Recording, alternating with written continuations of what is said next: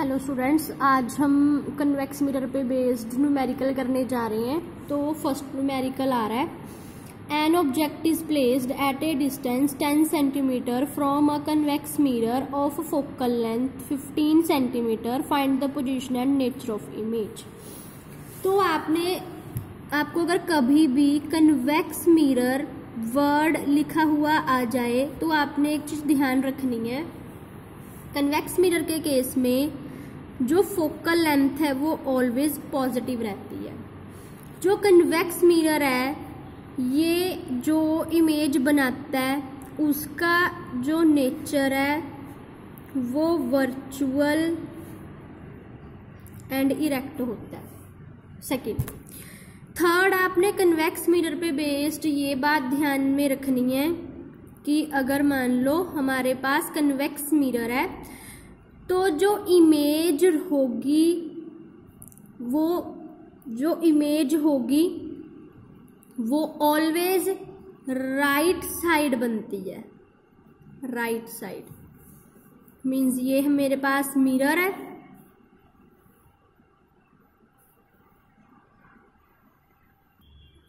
ये मिरर है तो इमेज जो है वो इस तरफ बनती है और ऑलवेज वो स्मॉल ही रहती है, वर्चुअली इरेक्ट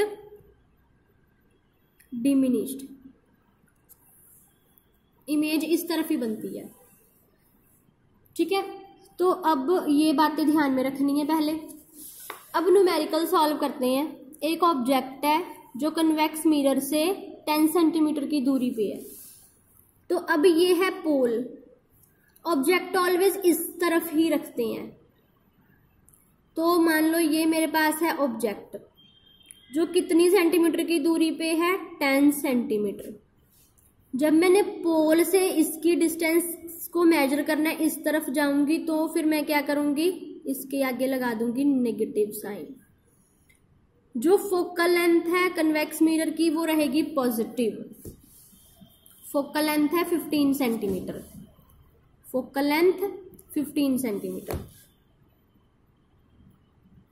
अब आगे, find the position and nature of image. हमने पोजीशन और नेचर पता करना है। तो पहले क्या लगाओ, 1/u plus 1/v 1/f minus 1/10 1/v 1/15 1/v is equal to 1/15 plus 1/10। तो ये आ गया सॉल्व करके v इज इक्वल टू 6। अब आपने ध्यान ये रखना है कि अगर तो देखो ये 1/v है तो आंसर 1/6 आया है, मैंने 6 माना है। अगर मेरे पास होता v इज इक्वल टू 1/6 तो इसे डिवाइड करके फिर इसका आंसर हम लेते। 1/v है और आंसर 1/6 आया तो मैंने कंपेयर किया 1 को 1 से, v को 6 से। ठीक है, अब इसके बाद नेक्स्ट क्वेश्चन जो पूछा है उन्होंने वो देख लेते हैं। अब पोजीशन तो आ गया, नेचर ऑफ इमेज। तो नेचर फाइंड करने के लिए उसकी मैग्निफिकेशन निकालो, m is equal to h2/h1। एक फॉर्मूला होता है m is equal to -v/u। तो अगर हाइट गिवन है तो लगेगा, हाइट तो गिवन नहीं है तो v और u लगा दो। m is equal to -6, u कितना है -10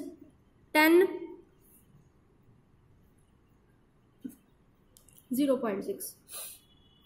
आंसर आ गया कि मैग्निफिकेशन 1 से छोटी है। अगर कभी भी m की वैल्यू +1 आए इट मीन्स ये प्लेन मिरर का केस है। अब 1 से छोटी आ गई है मीन्स कि इमेज जो है वो ऑब्जेक्ट से छोटी बनी है। तो अब हम नेचर लिखेंगे वर्चुअल, इरेक्ट एंड डिमिनिश्ड। वैसे ऑलवेज कन्वेक्स मिरर के केस में नेचर वर्चुअल एंड इरेक्ट ही रहता है। नेक्स्ट क्वेश्चन ले लेते हैं। An object 5 centimetre in length, object की अब लंबाई गिवन है कि ये जो मैंने ऑब्जेक्ट लिया था, अब उसकी ये लंबाई मीन्स उसकी ये हाइट गिवन है, हाइट h1। प्रिंसिपल फोकस से ऊपर रखोगे तो ऑलवेज पॉजिटिव लेते हैं। अगर प्रिंसिपल फोकस ये जो लाइन जा रही है, ये जो लाइन है, अगर इससे नीचे होगा तो ऑलवेज नेगेटिव। और आपको पता है ऑब्जेक्ट को प्रिंसिपल फोकस के ऊपर ही रखते हैं। तो हाइट आ गई +5 सेंटीमीटर। ये नेक्स्ट न्यूमेरिकल स्टार्ट हो रहा है हमारा। फिर उसके बाद है distance of 20 centimetre in front of convex mirror.